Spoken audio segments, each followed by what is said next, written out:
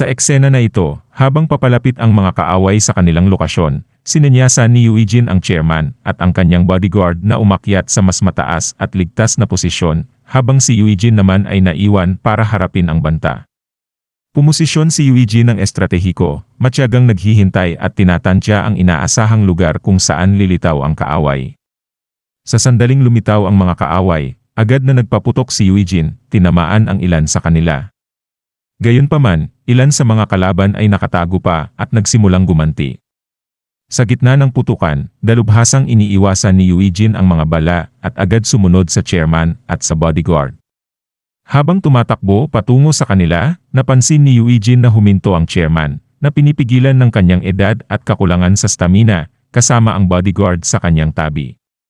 Ang chairman, na nahihirapang huminga, ay humingi ng paumanhin dahil sa kanyang pisikal na limitasyon. Sa pagkilala sa kahinaan ng sitwasyon, nagplano si Eugene na ilihis ang atensyon ng kaaway mula sa chairman at sa kanyang bodyguard. Sa kabila ng paunang pagkagulat ng bodyguard sa mungkahi ni Eugene, ipinaliwanag ni Eugene na sa pagpapanggap na tumakas sila sa isang direksyon, maaari nilang ilayo ang kaaway, binibigyan ng pagkakataon ang chairman at ang kanyang bodyguard na makatakas ng ligtas. Ipinabatid ni Eugene sa kanila na 3 hanggang 4 na kaaway ang papalapit at binigyang diin na sa gitna ng habulan, hindi magkakaroon ng oras ang mga kaaway na mapagtanto na sila ay naloko. Hinikayat ni Eugene ang chairman at ang kanyang bodyguard na magpatuloy sa pagtakas, habang siya ay naiwan para harapin ang mga umaataking kaaway. Nang ipahayag ng chairman ang kanyang pagkabigla at pag-aatubili na iwan si Eugene, kalmadong ibinunyag ni Eugene ang kanyang karanasan sa ganitong mapanganib na sitwasyon na nagpapakita ng kanyang kahandaan at determinasyon na harapin ang banta ng mag-isa.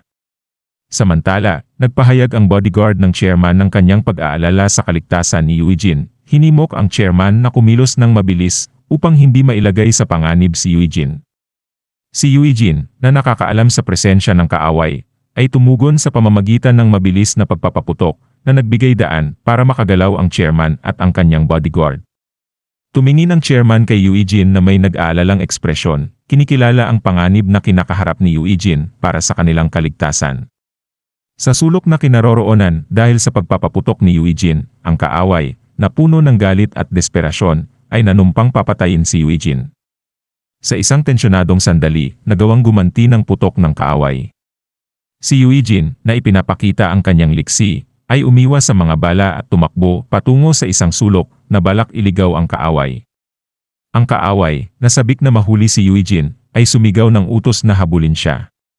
Tumakbo si Eugene patungo sa elevator, ngunit natuklasan niyang naputol ang kuryente nito. Habang papalapit ang kaaway, pinaputukan sila ni Eugene, ngunit di naglaon ay napagtanto niyang wala na siyang bala. Bigla, isang stun grenade ang inihagis ng kaaway, na nagdulot ng pagkalito kay Eugene at nakaapekto sa kanyang pandinig at paningin. Sa ganitong mahinang estado, inatake si Eugene ng isang kaaway. Sa kabila ng malabong paningin, nagawang sunggaban ni Eugene ang umaataking kaaway, at silang dalawa ay bumagsak sa lupa. Subalit nagawang sipain agad ng kaaway si Eugene, na pansamantalang hindi makakilos. Habang nakahiga sa lupa si Eugene, ipinagmayabang ng kaaway na nahuli na siya. Ngunit, nang saglit na magambala ang kaaway, mabilis na gumanti si Eugene. Sinipa niya ang binti ng kaaway, na nagdulot sa kanya na mabuwal, saka kinuha ang baril ng kaaway at umatake gamit ang kanyang ulo dito. Habang sinisikap ng kaaway na kumuha ng isa pang sandata, inatake ni Eugene ang kamay ng kaaway sa tamang oras, na nagpawala ng hawak sa baril nito. Ang kaaway, hindi tumitigil, ay sinipa si Eugene na nagpaurong sa kanya. Armado ng kutsilyo, inatake ng kaaway si Eugene, na nakikipaglaban pa rin sa kanyang mahinang paningin.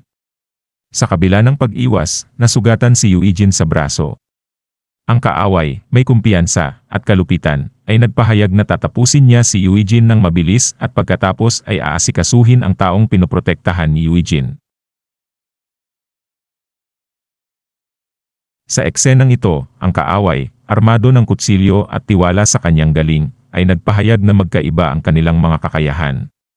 Si Eugene, focus at mabilis, ay umiwas sa sunod-sunod na atake, masusing pinag-aaralan ang galaw ng kalaban.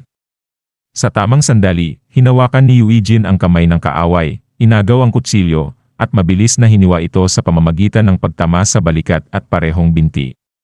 Habang nawawalan ng lakas at bumagsak ang kaaway, naghanda si Eugene para sa huling pag-atake. Subalit, ang kanyang kalaban, kahit sugatan, ay nakaiwas at umurong para kunin ang baril na nasa sahig. Napansin ito ni Eugene at agad siyang tumakbo para magtago, papunta sa isang sulok bago ipinagpatuloy ang kanyang pagtakas. Ang kaaway, na naiwan sa likod, ay nagmura sa pagkadismaya habang tumatakas si Eugene, at naramdaman ang sakit ng kanyang mga sugat, bumagsak sa kanyang mga tuhod sa sakit at pagkatalo. Sumigaw siya sa galit, nagdadalamhati sa kanyang kabiguang mahuli si Eugene. Lumipat ang eksena kay Eugene, na patuloy sa kanyang mabilis na pagtakas. Nang buksan niya ang isang pinto, sinalubong siya ng isa pang kaaway na nakatutok ang baril sa kanya. Sa kabila ng pagtititigan, handa si Eugene ng kutsilyo na itinago niya sa kanyang manggas. Ngunit bigla, may hindi inaasahang pangyayari nang may bumaril sa kaaway ni Eugene mula sa likuran. Si Eugene, nagulat, ay nanatiling nakatayo at walang kibo, pinagmamasdan ang bumaril. Pagkatapos ng sandaling katahimikan, itinaas ng bumaril ang mga kamay ito, hudyat na hindi siya kaaway ni Eugene. Si Eugene, kinikilala ito, ay nagpatuloy sa kanyang landas, hindi pinansin ang bumaril at nakatutok sa kanyang misyon. Samantala naharap naman si Alice sa isang panloob na salungatan nang mapagtanto niyang ang kanyang target ay si Eugenio, isang taong kilala niya. Ang pagkilalang ito ay nagdulot sa kanya ng pagkadismaya, na makikita habang kinakamot niya ang kanyang ulo, nagmumuni-muni sa komplikadong sitwasyon ng pag-target sa isang kakilala. Lumipat ang eksena sa bodyguard ng chairman, na kasalukuyang nakikipaglaban sa kanilang mga kaaway. Si 03, kasama ang kanyang mga tauhan, at nakapwesto sa likod ng isang sulok, ay nagkomento sa katatagan na ipinakita ng bodyguard. Samantala, ang bodyguard, tahimik at fokus, ay labis na nag-aalala sa kaligtasan ng chairman, lalo na dahil sa kasalukuyang kondisyong pisikal nito na hindi na kayang maglakad. At bigla, tumindi ang tensyon nang maghagis ang kaaway ng stun grenade. Mabilis na kumilos ang bodyguard para protektahan at takpan ang chairman. Ngunit pagkatapos ng pagsabog, nakapwesto na ang mga kaaway, na pinangungunahan ni 03, sa likuran ng bodyguard at chairman, itinutok ang kanilang mga baril. At agad nag-utos si 03 sa kanyang tauhan na tapusin na ang mga ito. At sa kritikal na sandaling ito, biglang sumulpot si Eugene, inatake ang kaaway na nagtutok ng baril sa bodyguard at chairman. Binagsak niya ang kaaway at mabilis na in-neutralize gamit ang kanyang kutsilyo. Nabigla, ngunit mabilis na kumilos si 03, itinutok at binaril si Eugene, ngunit inilagan ito ni Eugene at mabilis na lumapit kay 03, umaatak gamit ang kanyang kutsilyo. Ngunit na-block naman ni 03 ang atak gamit ang kanyang baril sa tamang oras.